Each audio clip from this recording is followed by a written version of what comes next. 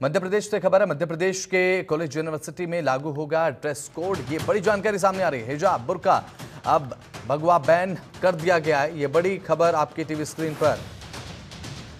Uniform लागू होगी और समानता की भावना के लिए अब यूनिफॉर्म सिविल कोड यानी कि ड्रेस कोड भी लागू किया जा रहा है। तो कहीं ना कहीं एक पार्ट भी है यूनिफॉर्म सिविल कोड का। अब ऐसे में छात्र संगठनों और साथ ही विशेषज्ञों के लिए अब ये जो लागू है ड्रेस कोड किया जा रहा है, इससे एक समानता देखने को मिलेगी। पूरे स्कूल में, कॉलेज में अगर बात करें तो एक ही ड्रेस कोड में सभी बच्चे नजर आएंगे। किसी तरीके का कोई हिजाब, बुर्का या फिर भगवा जो है वो पूरे तरीके से बैन कर दिया गया है।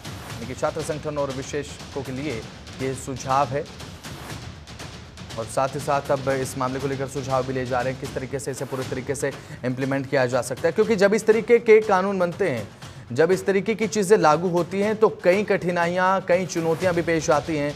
तो प्रॉपर 100% किस तरीके से इम्प्लीमेंट किया जाए इसे लेकर छात्र संगठनों से और साथ ही साथ विशेषज्ञों से भी सुझाव लिए जा रहे हैं। अब छात्र संगठन भी सुझाव देंगे, विशेषज्ञ भी सुझाव देंगे कि क्या क्या परेशानियां आ सकती हैं। जाहिर सी बात है, देखिए अब स्कूल और कॉलेजेस में ड्रेस कोड लागू होगा। अब हिजाब, बुर्का ये सब नहीं पहना जा सकेगा। एक ही ड्रेस में सभी बच्चे जो हैं वो नज़र आने वाले हैं। और अब देखने की बात यह है कि क्या क्या चुनौतियां ऐसे में सामने आएंगी। जाहिर सी बात है, जब इस तरीके के जो कानून लागू होते हैं सभी बच्चों को लेकर तो उसमें कई कठिनाइयां भी आती हैं, परेशानियां भी आती हैं, रोड़े भी देखने को मिलते हैं रास्ते में। तो अब देखने की बात यह है कि इसे पूरे तरीके से इम्प्लीमेंट किस तरीके से किया जाता है। क्योंकि जब किसी चीज़ का एग्जीक्यूशन होता है तो पूरे तरीके से तैयार रहना पड़ता है पूरे प्लान के साथ। अब देखना होगा कि हिजाब, बुर्का, भगवा जब बैन कर दिया गया, एक नई यूनिफॉर्म पूरे तरीके से सभी बच्चों में नजर आएगी। अब ऐसे में चुनौतियां जो होंगी उनसे किस तरीके से निपटा जाए, ये भी एक बड़ी बात है। इसीलिए सुझाव भी लिए जा रहे हैं कि इसके प्रॉपर 100% इम्प्लीमेंटेशन पर किस तरीके से काम। ज़्यादा जानकारी के लिए हमारे ब्यूरो चीफ जुड़ चुके हैं भोपाल से, गौरव शर्मा। गौरव, देखिए अब फिलहाल स्कूल और यूनिवर्सिटीज़, कॉलेज में अब ये सामने आया कि ड्रेस कोड लागू कर दिया गया, लेकिन तमाम तरीके की परेशानियां, चुनौतियां भी देखने को मिलती हैं जब इस तरीके के जो फैसले वो लागू किए जाते हैं। आप क्या देखते हैं, किस तरीके से देखते हैं, क्या कुछ ताज़ा अपडेट आपके पास से लेकर? देखिए वसंत, मध्य प्रदेश शिक्षा मंत्री हैं इंदर सिंह परमार। उन्होंने साफ तौर पर ये कहा है कि 14 जुलाई को केंद्रीय गृह मंत्री अमित शाह मध्य प्रदेश के इंदौर आएंगे। वहां पर पीएम श्री कॉलेज योजना का शुभारंभ करेंगे और मध्य प्रदेश के जितने भी सरकारी कॉलेज हैं वो इस योजना के तहत करीब 55 कॉलेज को इसमें शामिल किया जा रहा है शुरुआती दौर में। और अब इंदर सिंह परमार ने, उच्च शिक्षा मंत्री ने ये साफ किया है कि कॉलेज में भी, मध्य प्रदेश में सरकारी कॉलेज में भी ड्रेस कोड लागू किया जाएगा।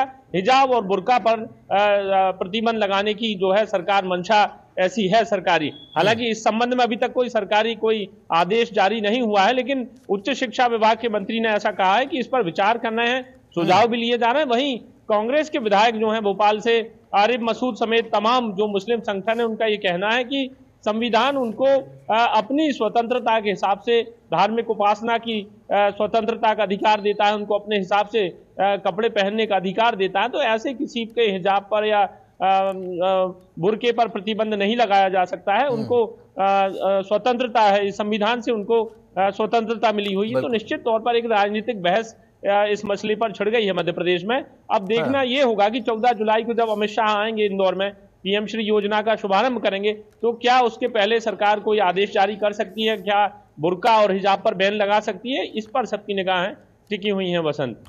चलिए ठीक है। और साथ ही साथ छात्र संगठन और विशेषज्ञों से भी बताया जा रहा है कि सुझाव लिए जाएंगे और ये जरूरी भी हो जाता है गौरव, पूरे तरीके से इंप्लीमेंटेशन को लेकर भी। देखिए निश्चित तौर पर जब भी हिजाब और बुर्के को लेकर कोई आदेश निकलता है तो निश्चित तौर पर बहस का मुद्दा छिड़ जाता है।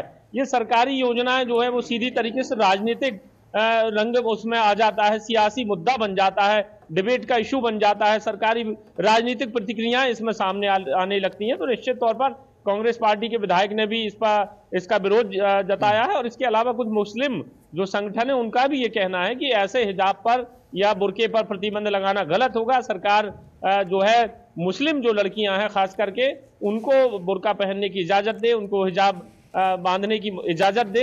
ऐसे किसी भी फैसले को एक तरफा लागू ना किया जाए। सरकार भी ये विचार कर रही है, विशेषज्ञों से राय सलाह ले रही है, मशवरा कर रही है कि क्या अगर एक जैसा ड्रेस कोड होगा तो इसमें कोई असामाजिक तत्व भी कॉलेज में नहीं प्रवेश कर सकेगा। अभी कोई भी सिविल ड्रेस में कॉलेज के अंदर चला जाता तो समझ में नहीं आता कि क्या वो इस कॉलेज का छात्र है या कोई बाहरी असामाजिक तत्व है जो कोई छेड़खानी की मंशा से या किसी दुराभाव से कॉलेज में उसने एंट्री की है। तो ड्रेस कोड होगा तो उससे समझ में आएगा कि ये कॉलेज का स्टूडेंट है।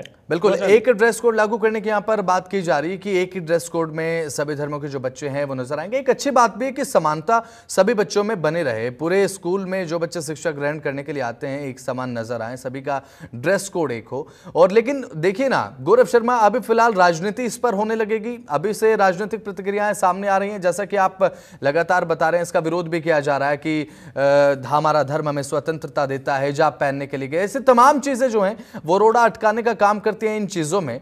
तो इसे किस तरीके से आप देखते हैं?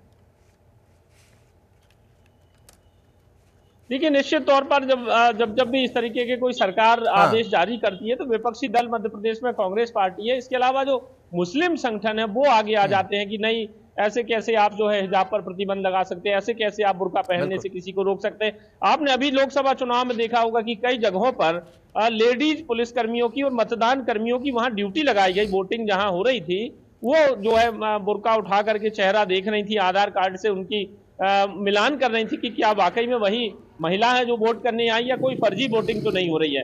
तो निश्चित तौर पर बुर्का पहनना ऐसे किसी को गुरेज नहीं है, किसी को उससे आपत्ति नहीं है, लेकिन किसी भी तरीके की बुर्के की आड़ में कोई असामाजिक तत्व ना प्रवेश कर जाए, कोई फर्जी वोटिंग ना हो। यही मंशा कॉलेज में है कि अगर कॉलेज की छात्रा है या कॉलेज का स्टूडेंट है तो वो एक जैसा यूनिफॉर्म में होगा तो उससे गरीबी अमीरी का फर्क भी दूर होगा। एक जैसे कपड़े पहनकर लोग आएंगे कॉलेज, कहीं ना कहीं एक समानता का भाव रहेगा। तो निश्चित पर कॉलेज की मंशा ऐसी है, लेकिन उस पर भी सलाह की मशवरा किया जा रहा है। कॉलेज के जो स्टूडेंट्स हैं, छात्र संगठन है, उनसे भी सरकार ने इस संबंध में सुझाव मांगे हैं कि क्या ड्रेस कोड लागू करने से जो स्टूडेंट्स हैं उनके मन में जो है खुशी होगी, किसी भी प्रकार का कोई विरोधाभास तो नहीं है, लेकिन सियासत जरूर इस संबंध में बिल्कुल देखने को सियासत तो ही रही है गौरव। लेकिन देखिए एक अच्छा कदम भी, एक सकारात्मक पहल भी है। जब बच्चे बेंचेस पर बैठकर शिक्षा ग्रहण करते हैं, स्कूल में पढ़ने के लिए जाते हैं, और ये इसीलिए भी जरूरी हो जाता है कि एक ड्रेस कोड में सभी बच्चों का नजर आना कोई चीज ये इंडिकेट ना करे कि ये दूसरे धर्म का बच्चा है या फिर ये हमसे कुछ अलग है। इसीलिए भी ये बेहद महत्वपूर्ण हो जाता है कि सभी बच्चे एक समान नजर आए, कोई भी ऐसा किसी भी धर्म को लेकर इंडिकेशन बच्चों के बीच में ना हो, ताकि बच्चे भी साइकोलॉजिकली इस चीज को समझे कि पूरे सभी तरीके से बच्चे समान हैं। देखिए, निश्चित तौर पर पहनावे से किसी को रोका नहीं जा सकता, लेकिन आप देखते हैं कई कॉलेज इसमें कि कोई सामान्य परिवार का बच्चा है, कोई निर्धन बच्चा है और उसके कपड़े में, और कोई एक अमीर बच्चा बड़ी बड़ी महंगी गाड़ियों से उतरता है और उसके अपनी एक ड्रेसअप सेंस होता है, तो कहीं ना कहीं जो सामान्य या निर्धन वर्ग का जो परिवार है तो निश्चित तौर पर उस बच्चे को कहीं ना कहीं हीन भावना का सामना करना पड़ता है। तो सरकार की अगर ये मंशा है कि सभी एक जैसे एक सिविल एक यूनिफॉर्म हो जिससे कॉलेज के स्टूडेंट्स की पहचान हो, समानता का भाव हो, तो इसमें कोई बुराई नहीं है। और रही बात बुर्के और हिजाब पर प्रतिबंध की, तो इस संबंध में सरकार सुझाव ले रही है, विशेषज्ञों से भी राय ले रही कि अगर इस संबंध में अगर ऐसा ड्रेस कोड लागू किया जाता है तो इससे किसी भी मुस्लिम परिवार को या किसी भी धार्मिक संगठन को इससे कोई आपत्ति नहीं होना चाहिए। चलिए ठीक है, बहुत बहुत शुक्रिया गौरव शर्मा, जुड़े महत्वपूर्ण जानकारी आपने दी, बहुत बहुत शुक्रिया आपका।